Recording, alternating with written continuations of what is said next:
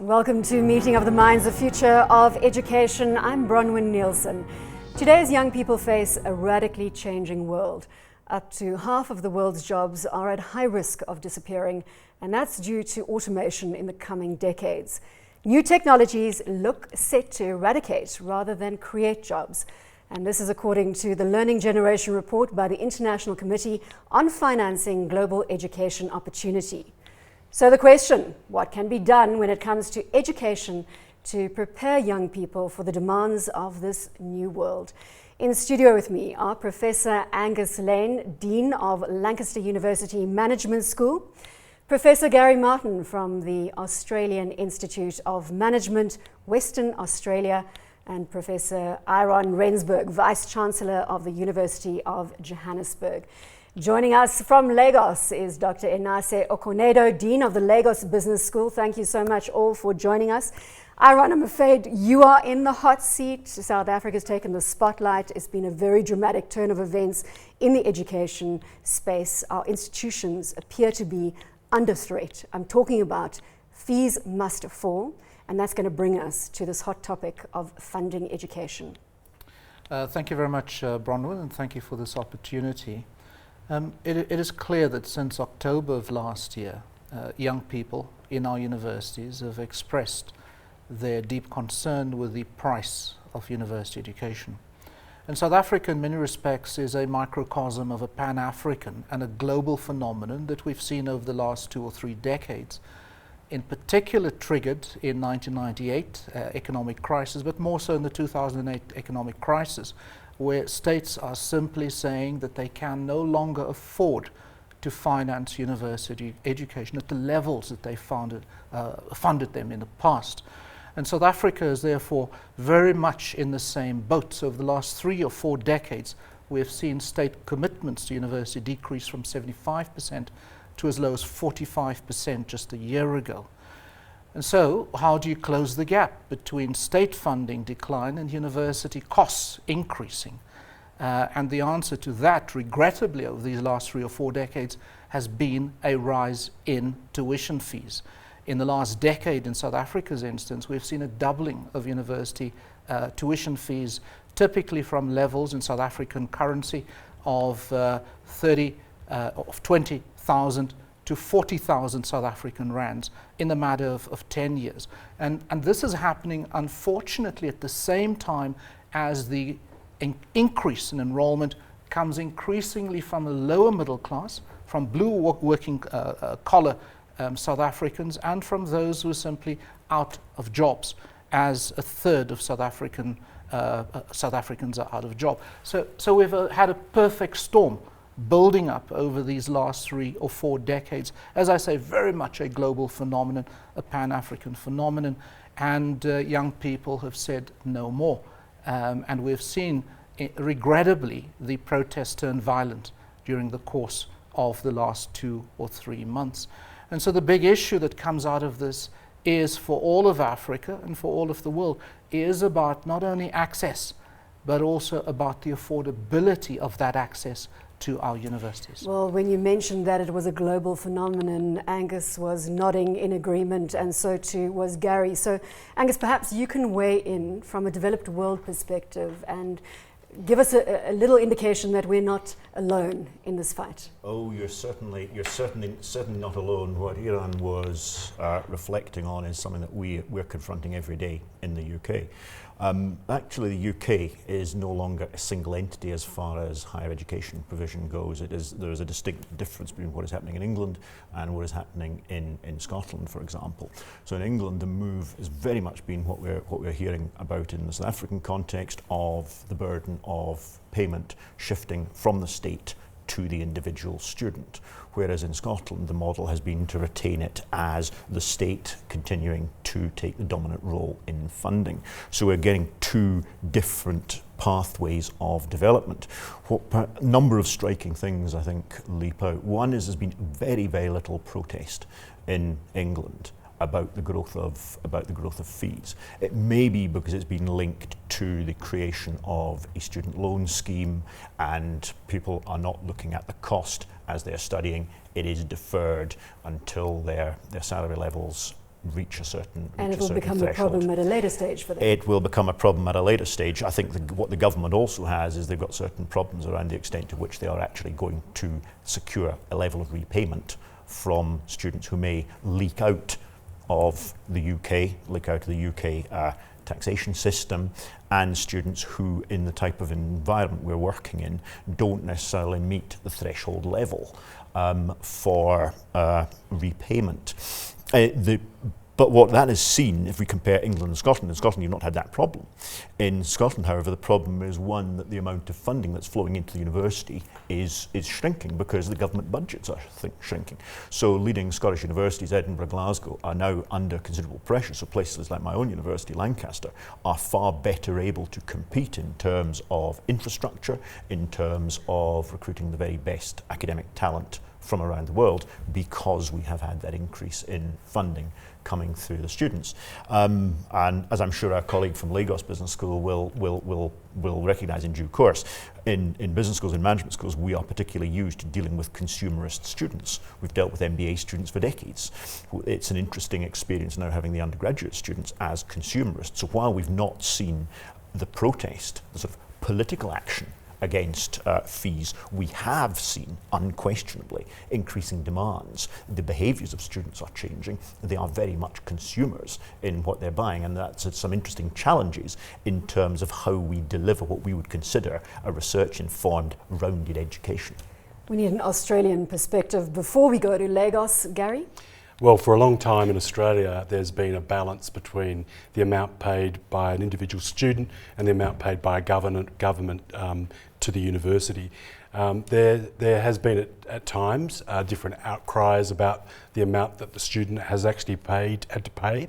However, the loan system, which we've already heard about in the UK example, is alive and well in Australia, and increasingly students are paying more of their total tuition fee than they have been in previous years, at the same time when there are record enrolments in universities Australia-wide as well. The difference in the Australian model, though, I think, and I'm not sure if this is the case elsewhere, is that the loan system and the cost of a degree, how much you have to pay for a degree, varies according to the course that you've studied. So if, for example, you're studying dentistry, then you're going to pay a lot more, a much greater contribution because of the higher income earning power at a later stage. And if you're going to be studying as a teacher, what that means is you're going to be paying a lot less of your contribution. So across different professions, different disciplines, the fee model is variable. So high-end courses, you're going to pay a lot more yourself. The government's going to contribute less. And lower-end fee courses, it's going to be variable again. Dr. Okonedo, can I bring you in from a Lagos Business School perspective? If you can weigh in on the discussion right now. We're looking at different funding models, and it'll be interesting to get that Nigerian perspective. Okay.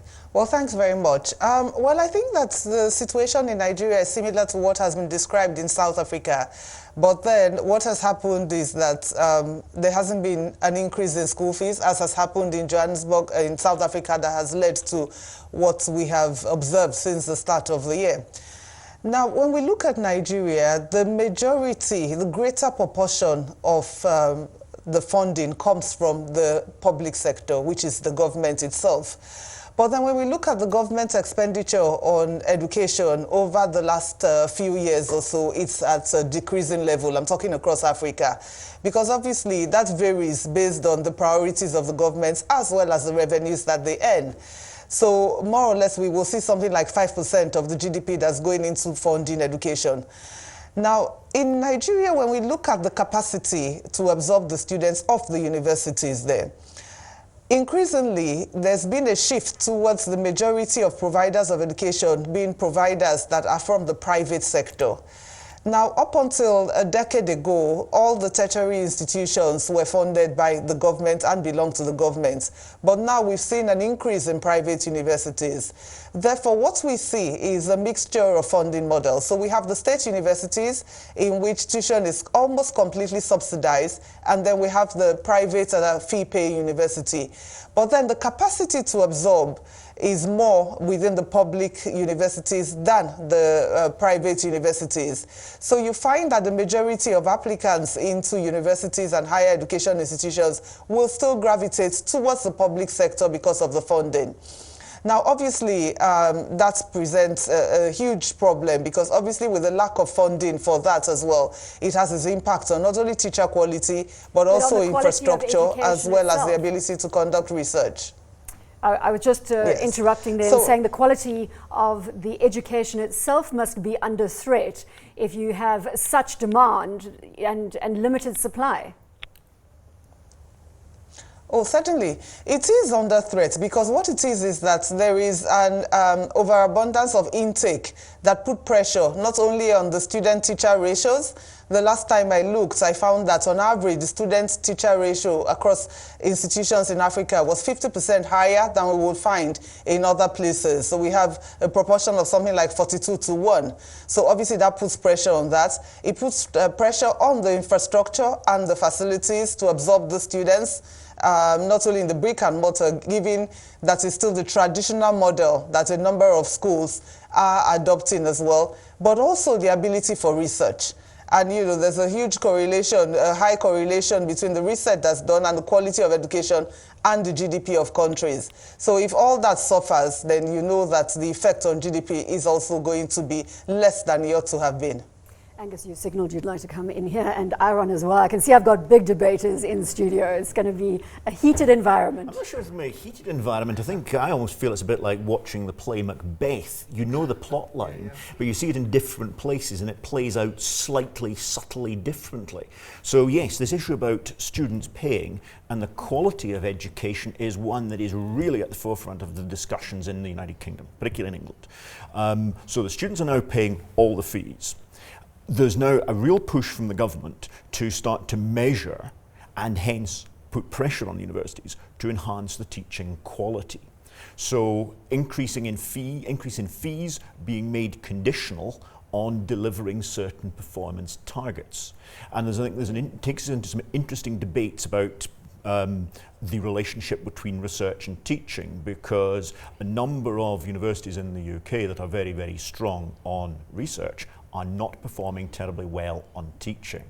And there's a case, I think, as we looked into the future of education, how we balance out what universities do and the place of research and the place of teaching in not only publicly funded universities, but privately funded universities. Because the final point is to throw in here, reflecting on the situation that was referred to in Nigeria, is the idea that you can use the entrance of private sector providers to drive behavioural change amongst the existing public sector providers.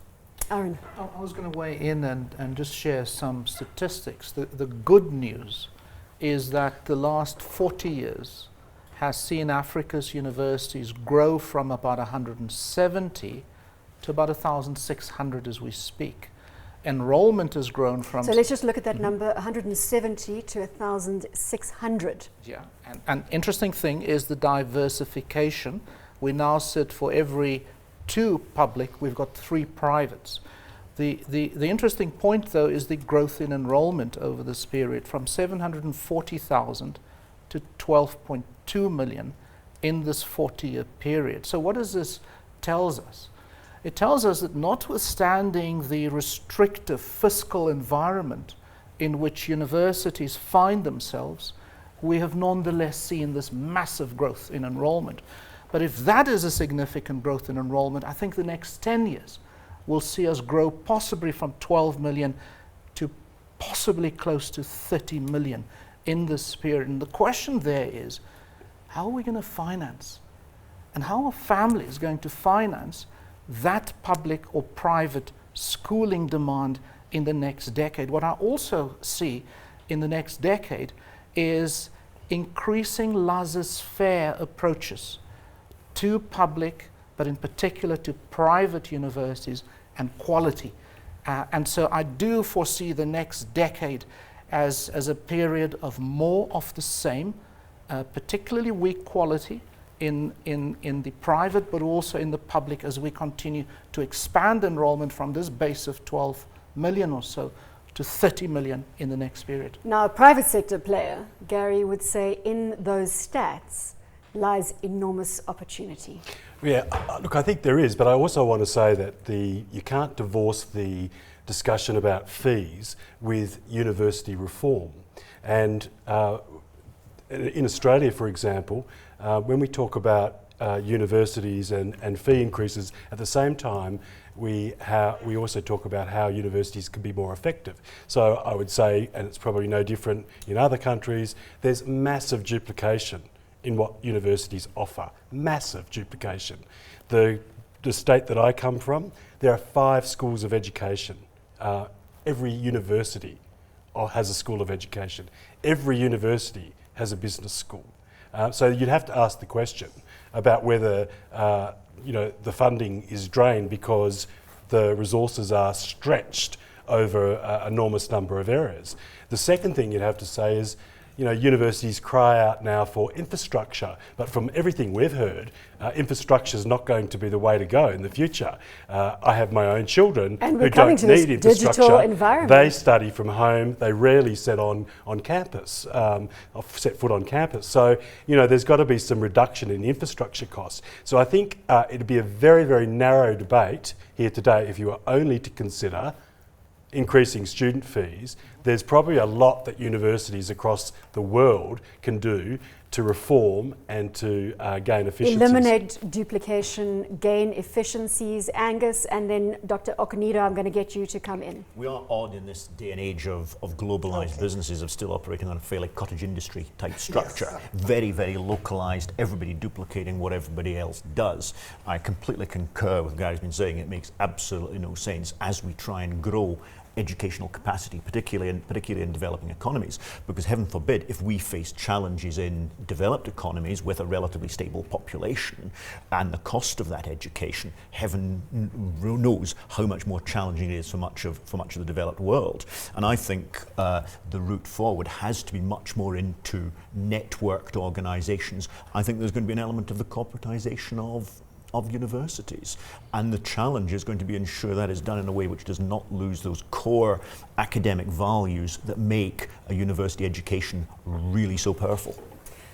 Dr. Okonedo, reforming institutions in the education space, and your thoughts on too much duplication and perhaps stretching the funding models too far with too many players?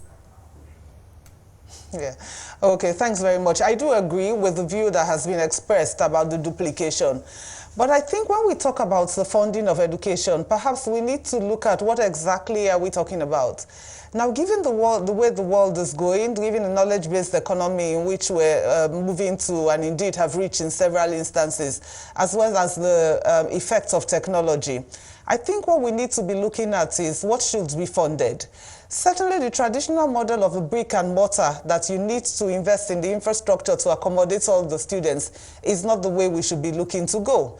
I think that especially in a continent like Africa, we can look at how can we leverage technology to provide the skills and the education that students need without having to come here.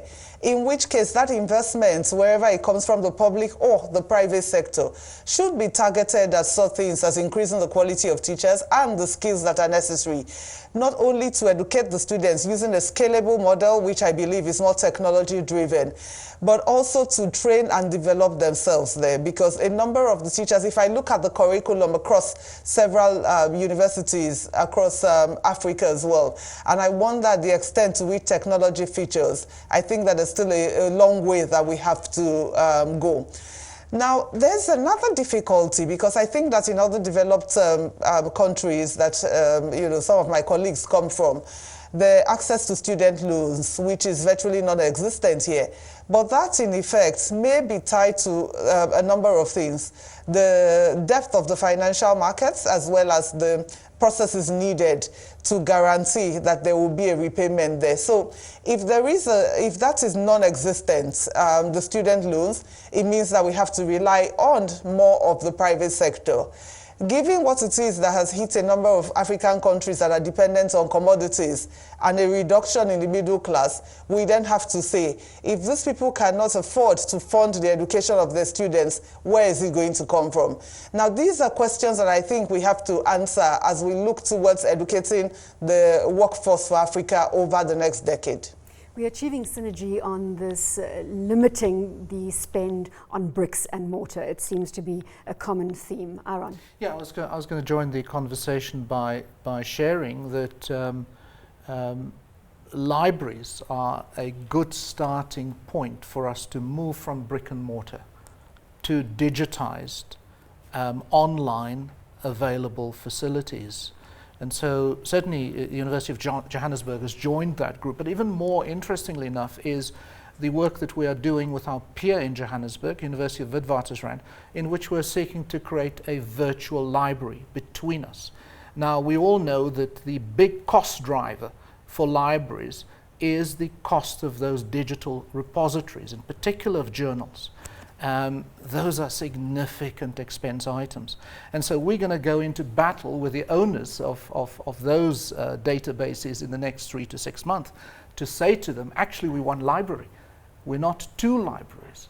And so these are examples of how we have to begin to rethink this idea that each of us is a lone standing institution, and here is the old definition of what is a university, and we need to measure up to those requirements and Are standards. we measuring up? Angus, let's get you in here, because this digital discussion is going to take us quite far for the next 40 minutes or so. I mean, I think it's interesting if we look at alternative models of education. So earlier in my career, I worked at the Open University in the UK, which was established in the 1960s as a distance learning provider. And it's a completely different model, a completely different approach to delivering education. And there is no question it delivers outstanding quality. As we move into the digital era, that becomes ever more feasible to do. And I think in building on the point Ihron was making about being able to bring libraries together, I think one can start to look at bringing content together. So does every university, everywhere in the world, need to be a research leader in all areas? Or is there more scope for specialization and the leading academics in one institution to provide the content to other institutions, and then those other institutions have the expertise around the pedagogy, the actual delivery of the learning, the student support? Because that suddenly starts to strip away the cost base in the university. It's challenging for the universities because it's changing it's changing their nature, but B, it's also changing the nature of the academic job, the academic role, and resulting in a far greater degree of specialization. But then Adam Smith's been dead 200 years, so some degree of specialization is probably in order. I want to understand though, because obviously there's going to have to be a lot of give and take in this model. Who's going to do the giving and who's going to do the taking? Let's be realistic, because we're talking here, the theory's lovely. Well, that is the challenge. You're going to give a little more to Lancaster and University of Johannesburg. How much are you going to take, Ihron?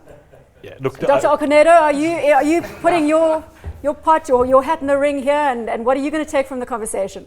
I'm being lighter, gentlemen. But even before the collaboration starts, though, I still go back to the fact that there's a lot more that can be done for universities to be running as businesses, and quite frankly, many of universities don't run as businesses. You think about things, particularly with increased expectations from students. If fees increase, they expect to be treated like a customer, have a client focus.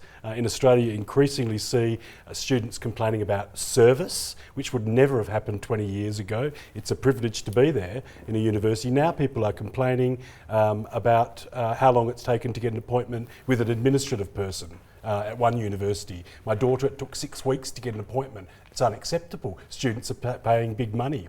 So I'm saying before the collaboration, there's a whole pile of stuff internally that needs to be done. But isn't that going to be unwieldy? I mean, if I look at a private sector example, it's like taking Microsoft, IBM and Cisco and going, there's a lot of duplication across your business model. Let's see who can synergize here and give up and take. So, I mean, is this not really quite unworkable? I think if we looked at it purely from a collaborative point of view, it would be unworkable. I think what you hinted earlier at a line of conversation around branding. And I think the real power is going to lie with institutions that are capable of developing a strong, distinctive, recognised brand, and they may well become the aggregator institutions that draw weaker players together and become dominant in the market. Because we are going to, I'm sorry, I don't care. It's an acquisition rather than a merger. Yeah. Or if it's a merger, it's a merger. Yes. We may see a number of hostile acquisitions coming in. I suspect we probably will. I'm going to suggest that perhaps a far more productive line could be the online learning conversation. And it's certainly a line of conversation which we are here at the University of Johannesburg, our peers at Pretoria University, Northwest University, and University of South Africa, that we're putting our heads together and beginning to say, how do we work together, create a back office, and begin to, of course, deal with this competitive issue. So if the Bachelor of Accountancy degree of the University of Johannesburg is the best of the lot, Pretoria might still say, we've got a decent program to put into and who that is going pot, to adjudicate But nonetheless, who's the best of breed in each of these different elements? The idea is then to say, University of Johannesburg, you've got strong program in training of chartered accountants by South African standards. You produce, for example, a quarter of all black chartered accountants in the country every year. Angus is actually tapping the desk. And so he's coming in, Ihron. And so I use that example to illustrate that we foresee at the University of Johannesburg us moving from a university that has 52,000 students, quote unquote, in residence. In the next 15 years, we expect to move to a model of 80,000 students enrolled, of whom only 30,000 will be in residence and 50,000 online. I agree with you. I agree with your latter part in terms of the breakdown of face-to-face versus online. I would offer you some questions and challenges about the extent to which institutions will be willing to collaborate. Agreed. Past experience in the UK shows that institutions are willing to collaborate around deficit disciplinary areas, areas where there is very large sunk costs for infrastructure, for equipment, the big sciences. They are deeply unwilling to collaborate around areas that can make surplus. So your notion of somebody sacrificing their BAC to let another institution take it does strike me as challenging. We're going to close out on the collaboration discussion. Dr. Okonedo, let's end with your thoughts. How collaborative are you feeling right now?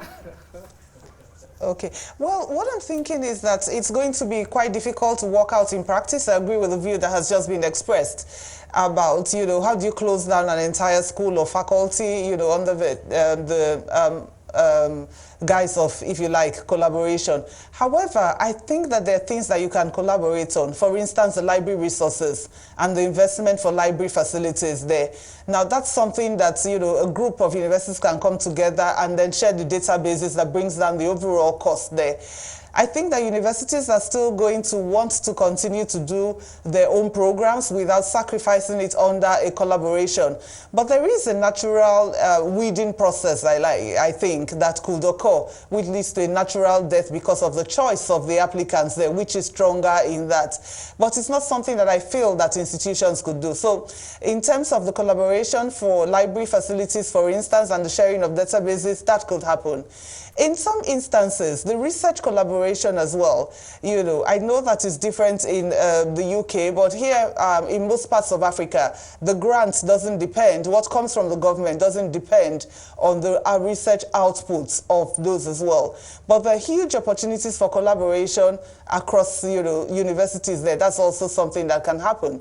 But in terms of bringing the overall cost there, I see very little. If investments in technology are necessary, to deliver online courses, perhaps the platforms could be shared, hosted by an individual school and then shared as well. So one has to look carefully as to what's feasible and what's doable. We're taking a short break, and when we return, more on the future of education in this edition of Meeting of the Minds.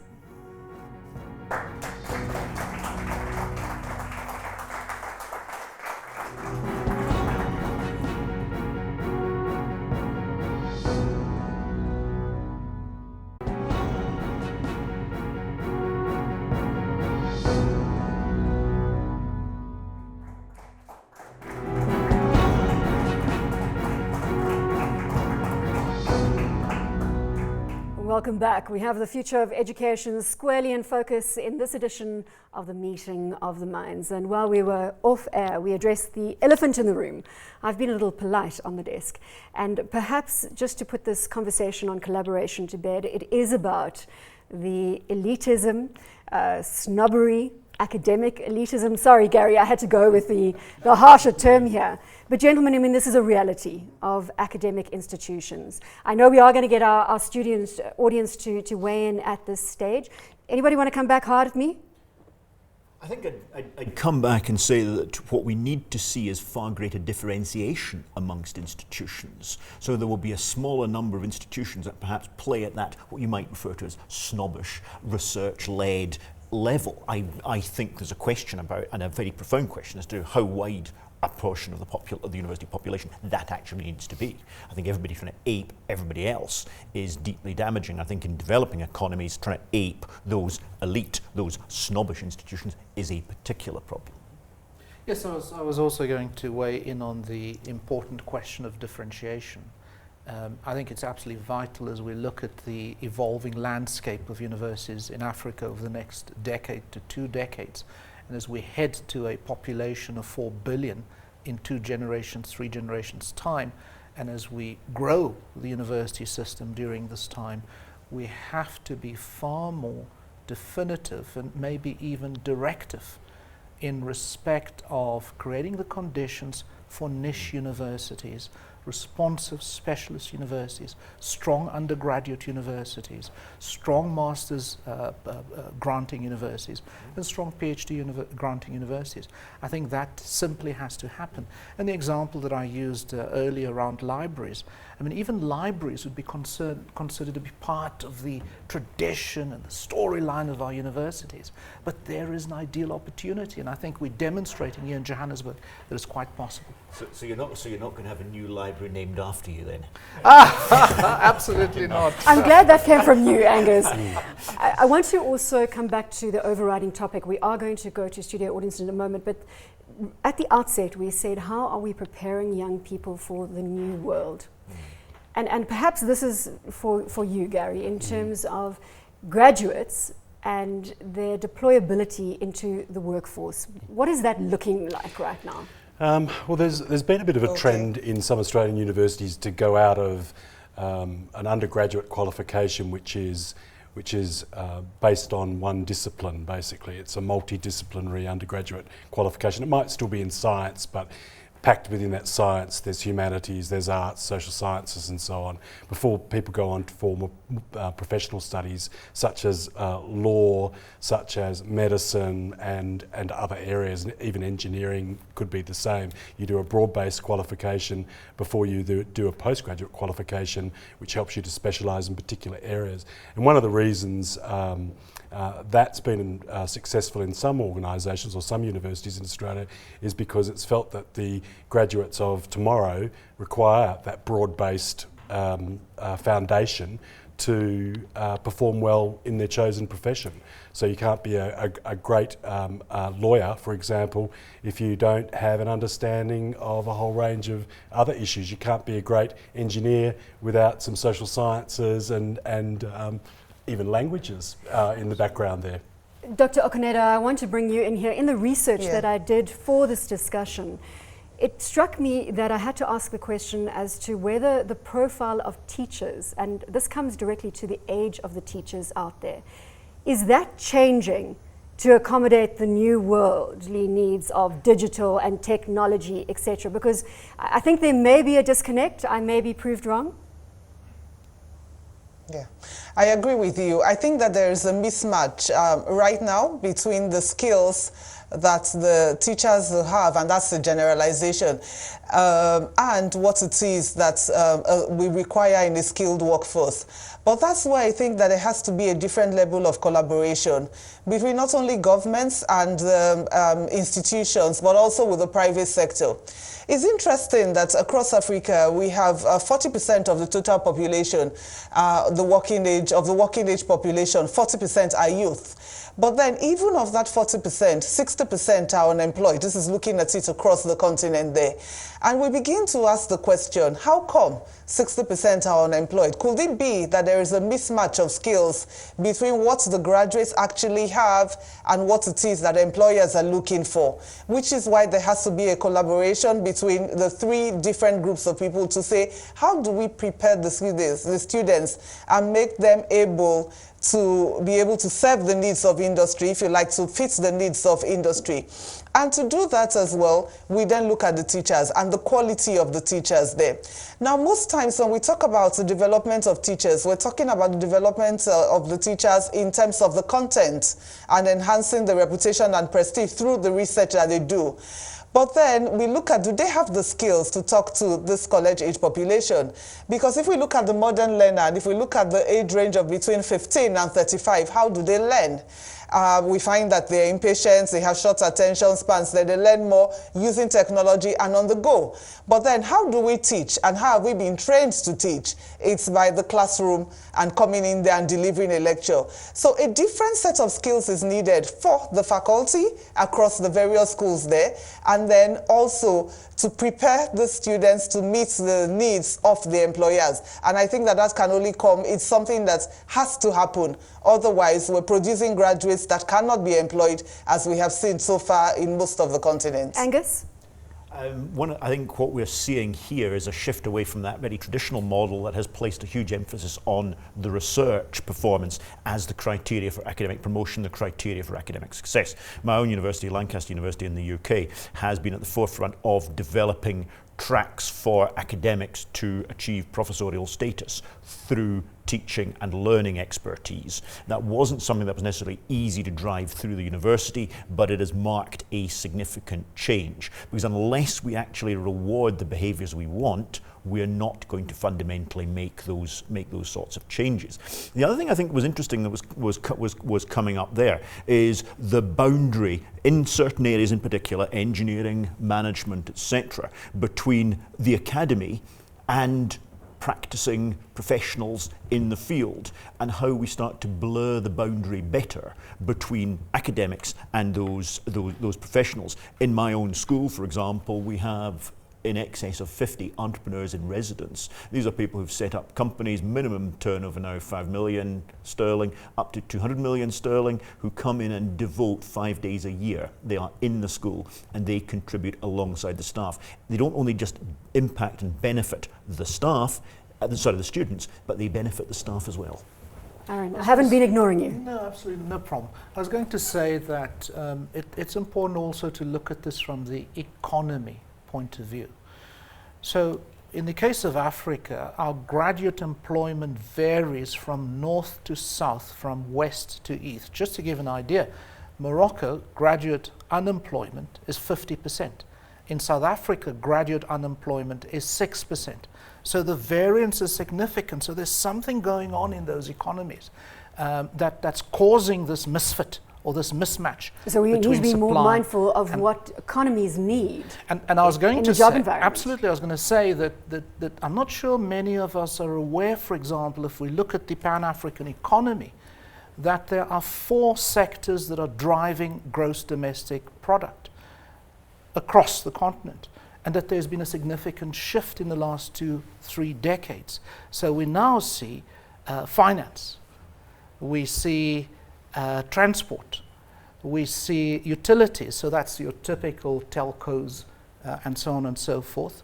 And the last one we see is construction. I think we've seen this massive boom in construction across the continent. So just at the higher level, the importance of understanding these trend lines, and for universities, publics, parents, students, industry to do far better than we're doing at the moment.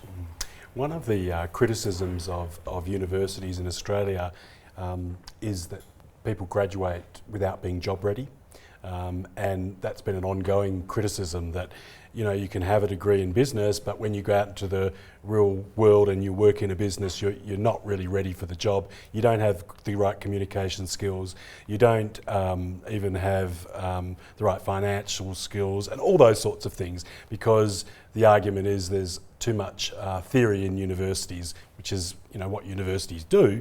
But so what we've seen as a response to that, and you talk about getting people ready for the world of work in the future, is we see an increased amount of work integrated learning. So, up to a year of a degree being spent in the workforce in an internship. Now that's a well-established model in some areas, but less so in other areas.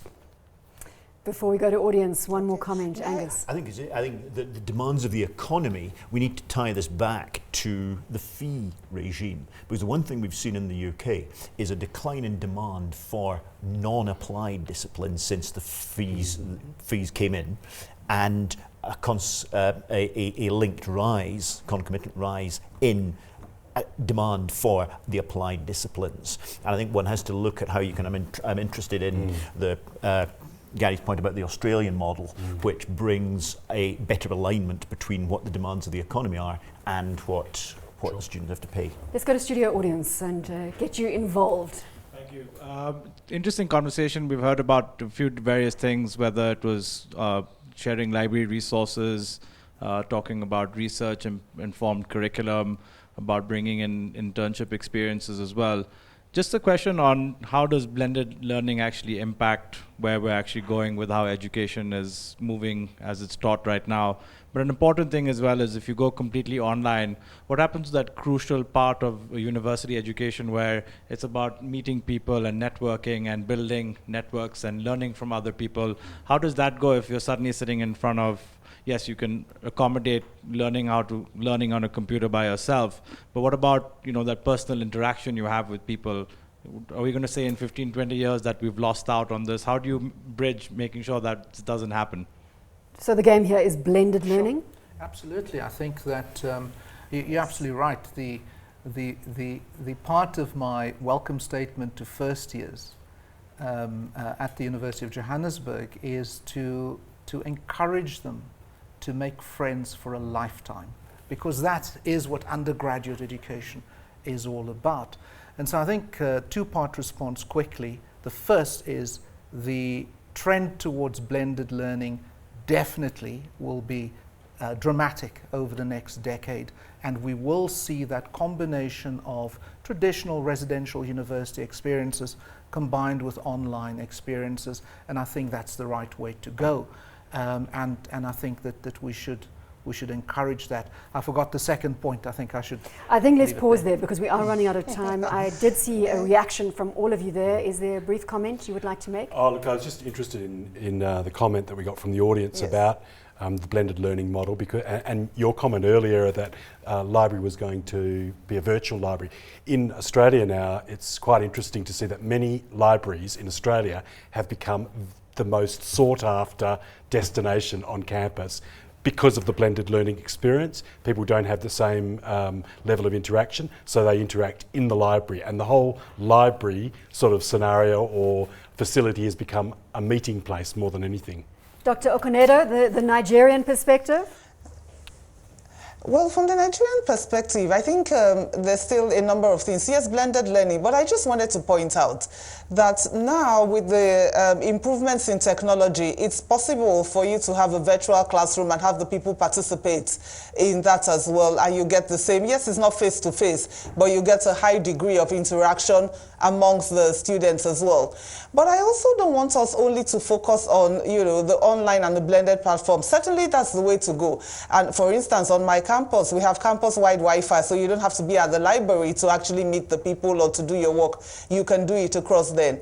But then one of the things I need us to keep in mind is that as we look to prepare job-ready graduates there, let's focus more on the skills. Now, increasingly, with the way at which knowledge is being generated exponentially, I read something interesting to say a graduate of engineering today, in 3 years' time, his knowledge will be extinct, in which case he's having gone through university, of what benefit is that, if you like, there.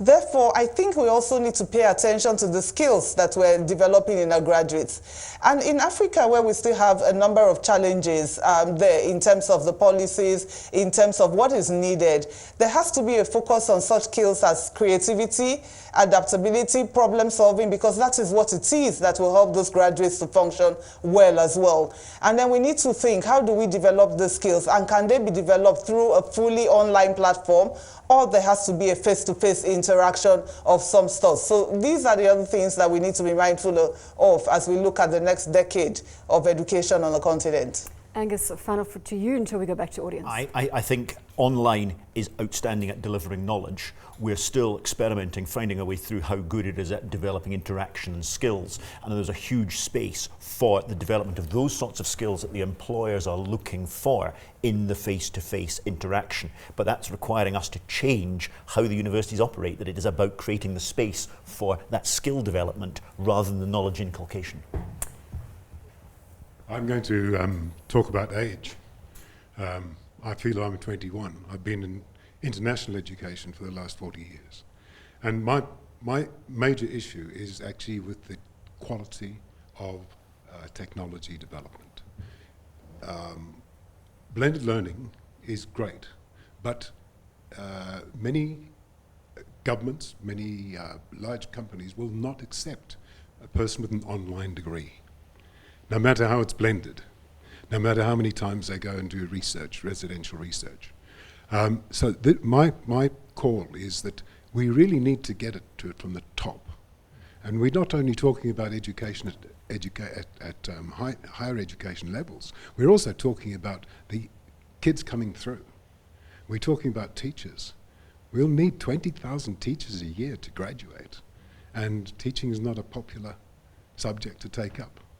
So the question online, the quality of online. Online, quality, and also I think governments need to take an interest in this. Gary, let's get you to come in here.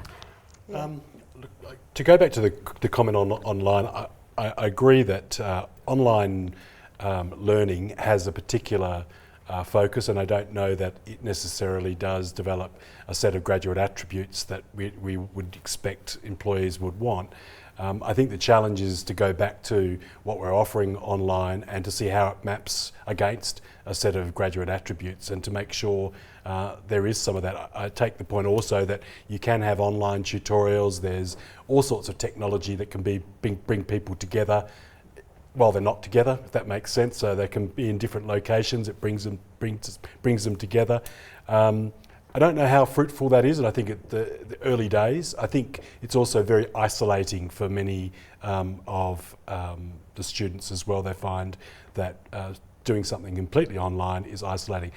The other point is that the audience comment about, an employer might not take someone online learning seriously. However, in many cases there'll be no differential. You won't be able to tell when a student gets a certificate whether they've done it as an online or not, because online is just accepted pedagogy now. So that's going to be an interesting one as well. Angus and Ihron both agreeing with that point. I really want to come in very, very quickly on that. Work we're doing around a Masters in Advanced Financial Analysis with Fitch, the credit rating agency. We deliver that programme face-to-face in Lancaster and London, but we also are now delivering it online. There is no difference between those programmes. The quality of the learning, it leads into the Chartered Financial Analyst qualification. Another quick comment on? Significant growth in the US with online learning off the base and platforms of public institutions, and for that matter some private. So good growth, but absolutely correct. Two things. Number one, you cannot simply do the old school distance education. That is simply not going to be useful. You're going to have to build the capabilities to offer true real-time online learning with all of the bells and whistles that are required to do that. And you're absolutely right. We're going to have to get states, national governments, provincial or state governments to appreciate that this is the next revolutionary stage or revolutionary development of university education, where our public and our private institutions can become far more accessible. And I do think it's important to recognize that there are millions, tens, hundreds of millions of citizens who are not in the age group 18 to 26, who are in jobs and who do require this kind of extension of access in the next decade to 2 decades. Let's go back to our audience. The brain drain in South Africa was a term that's been used, I think, for the last couple of years, specifically around professionals. And I think the question is, aren't economies facing a brain drain maybe way ahead of its time, with students and families looking at current situations in South Africa, be it not enough capacity, be it issues around payment, and those who can opting to go to developed economies, and in the process then staying in those economies and contributing to those economies as opposed to the developing countries' economies. I'd like to get your thoughts on that. Dr. Okonedo, could I bring you in on this question? Yes. Okay. Yes, I think that you're facing brain drain amongst professionals, but then I think what we also need to be mindful of is that this is where the governments will come in. How do you provide a place that is suitable for educators to thrive and to succeed in their skills there? Now, if it's back to the funding problem, if the funding is unavailable, then you find that faculty that are motivated by research and unable to to access research grants may then move. But I think that the key is on strengthening the educational system here. I was looking at the British Council report not so long ago, in which they were talking about the number of students across Africa that were going elsewhere, for their education, and it was still something like 223,000. Now, if we compare those to the youth population here, it's an infinitesimal percentage of people that are going outside there. Therefore, it is, what do we do in this regard? And again, it comes to the role of government in providing the infrastructure. Even when we talk about online, there are still problems of access to bandwidth, as well as the cost of access to bandwidth, which may limit the scale on which these things can be replicated. So again, I think that is something that has to happen, the quality of education, with a concerted effort, not only from the government, but also from the educators as well as the private sector. Just mindful of time, we are on live broadcast across the African continent. We've got 3 minutes left of the discussion. I'm going to allow one more question from the studio audience and then closing comments from each of our panelists. As Dr. Okonedo was just saying, 60% of the youth is unemployed. Is there going to be enough jobs for them? Probably not. So is entrepreneurship not the way forward? And what should the present education system do to actually promote the entrepreneurship spirit among the youth? And I think actually that is a perfect concluding question for all of you to answer in your closing comments. Ihron. Yeah, I was going to simply say that as a closing comment, that we as Africans have to raise the value proposition of university education across the board. And one key development in this regard is going to have to be to walk on both paths at the same time. Yes, the importance of training and nurturing our graduates for the workplace, but at the same time nurturing them to become entrepreneurs, nurturing them with the innovative capabilities at university, in their undergrad years already, nurturing that capability and doing it at scale such that they are able, when they exit, to walk both paths. Dr. Okonedo, I'm going to bring you in for closing comments here and then come back to panel in studio. Okay. Certainly, I think that entrepreneurship should be a major part of the curriculum on offer across schools, but I think it should be taught using experiential learning, not necessarily theoretical there, so that the students already start to get a hang of what it means to be an entrepreneur and practice that as they go on.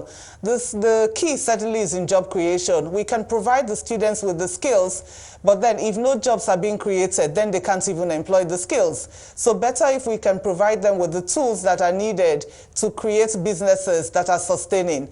But we also need to be mindful that there are other factors that come into play. There are things that I term institutional barriers, such as access to credit, that have to be worked on as well to ensure that the jobs are created by the people we have trained in entrepreneurship in the universities to be able to go on and create sustainable businesses. Gary. I think it's just broader than entrepreneurship. I think it's entrepreneurship as well as innovation. Innovation's got to be the underpinning, if you like. Mm-hmm. It's not an attribute, but it has to be a theme that runs through all university programs. Angus. Yeah, I would completely concur. What we have to do is we have to develop future citizens for our societies that are capable of taking leadership roles in those societies, in changing those societies, in shifting those societies to a better place. We remember, we've just been talking about a relatively small proportion of the population that is going to university. These are our future leaders. It is about providing them not just with the skills, but with the mindset, that innovative, and I want to stress Gary's point, that innovative mindset, that willingness to experiment, not to be constrained. Surely the greatest thing that a university education can provide you with is a willingness to think, a willingness to challenge, and an unwillingness to accept the status quo. Thank you so much for those valuable insights. That brings us to the end of this discussion. Thank you to my guests, Professor Angus Laing, Dean of Lancaster University Management School, Professor Gary Martin from the Australian Institute of Management, Western Australia, and Professor Ihron Rensburg, Vice Chancellor of the University of Johannesburg. Joining us from Lagos, Dr. Enase Okonedo, Dean of the Lagos Business School. Until next time, thank you so much for joining us.